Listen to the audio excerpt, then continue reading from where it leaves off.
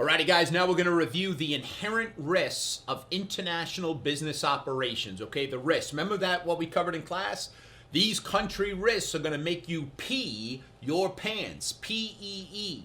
So what are the risks? The political, the exchange rate, and the economic. So before we take a step forward, I just want to review with you. Okay, so the E, one of the E's is going to make you pee your pants. We have the exchange rate fluctuation. Remember, when you have an account receivable denominated in a foreign currency, your risk is the foreign currency goes down in value, dragging down the value of your receivable. When you have an account payable denominated in a foreign currency, what's your risk? Foreign currency goes up in value, increasing the value of that liability. Okay, now exchange rate risk, don't forget, is also known as currency risk. Okay, whether it be transaction, economic, or translation when you have those foreign subsidiaries. Okay, the other E in P your pants, foreign economies. Okay, when you sell abroad, you're very concerned about how that economy is doing. Is the aggregate demand in that economy growing? Is that economy doing well? So we're very concerned about the monetary and fiscal policy in any foreign country in which we do business. We hope they have expansionary monetary and or fiscal policies to increase aggregate demand. We're hoping that the value of that local currency goes up in value so they could buy our goods and services. We're hoping an interest rates are low in that country. This way, they're encouraged to borrow to then buy more of our goods or services. Alrighty, so the state of that foreign economy is going to be very important when assessing risk. Okay, because how is that affecting demand? Alrighty, we don't like it when foreign governments implement tariffs on companies in that home country. Okay, because if they're discouraging companies from importing goods and services, that's hurting us because we're trying to export to them.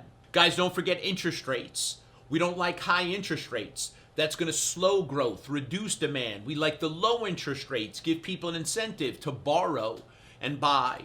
We don't like high inflation. High inflation reduces purchasing power.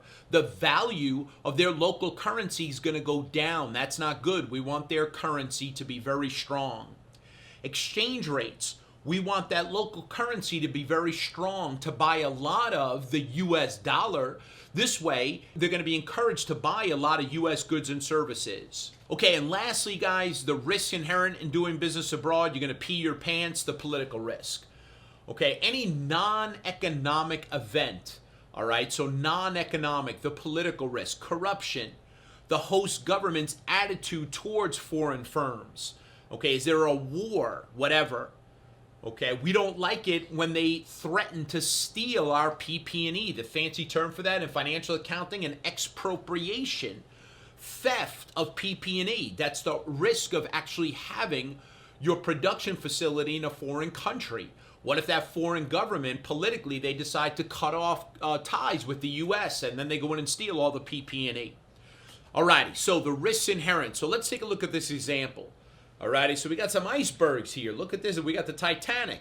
Alright, so we've got two ships going in opposite directions from the U.S. to the U.K. Alright, there are 6 icebergs in the way. You gotta love it. And each iceberg represents different types of risks inherent to international business. All right, now, guys, be careful now. We're looking at the risk here from the perspective of a U.S. company that's exporting into the U.K., so it's a zero-sum game. What I mean by that is, if the U.S. company is exporting to the U.K., that means the U.K. company is importing those goods from the U.S., but we're looking at the risk from the perspective of the hypothetical U.S. company that's exporting into the U.K., Alrighty, so from the U.S. company's perspective, currency risks. Now, we want the value of the dollar to be very low. We want the value of the pound to be very high. Why is that good? Because currency risks, we're hoping that people in the UK can buy the US dollar, a lot of it, because the value of the dollar is so cheap, so they can buy a lot of US goods and services. Alright, so the US company's vulnerable to changes in the US dollar, British pound exchange rate, anything that could negatively impact not only the individual transactions, guys, but have negative impacts on subsidiary companies located within the UK that eventually have to translate their financial statements, right, from the pound to the US dollar. Okay, we're very concerned about foreign demand. All right, so we want the economy in the UK to be kicking butt. So as an exporter, a US company is concerned that if for whatever reason the demand for goods and services in the UK is going down, that's bad. So anything that could suppress demand in the UK is going to be bad for the US company that's hoping to sell their goods back to the UK. Okay, so interest rates, guys. All right, we don't want high interest rates in the UK. That means the UK monetary policy is very restrictive. Money supply going down. Interest rates are going up. That's the cost of borrowing. It's too high to borrow. So if it's too high to borrow, that's a disincentive to borrow and buy. So that's going to suppress aggregate demand. All right, so we don't want slowed growth in the UK. All righty. Inflation. We don't want high inflation in the UK. That will hurt the US company. Why? Because if the British pound is losing purchasing power, that means the cost of the US dollar is going up relative to them. The value of the pound is going down. So if the value of the pound goes down, it's going to be too expensive to buy the US goods and services. They're not going to want to import US goods and services because it's just too expensive. Okay, political risk. Any political uncertainty, but remember, non-economic events, barriers to trade would be a big one with the UK.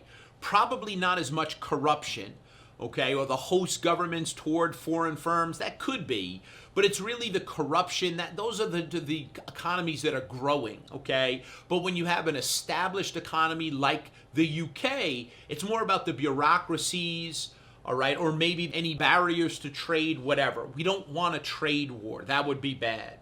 Okay, exchange rates. A weaker British pound relative to the US dollar, well, that's bad news for US companies that are trying to export their goods and services to the UK. So as we mentioned earlier, if the value of the pound goes down and or the value of the dollar goes up, either way, as you look at that, value of the pound down or the value of the US dollar up, either way, US goods and services are becoming more expensive. That will hurt the US company that's trying to sell their goods back to the UK. Love it. Excellent, excellent review, guys. Love those icebergs. Avoid those icebergs, right? Where's the captain of the Titanic taking a nap? All righty, guys, let's move on.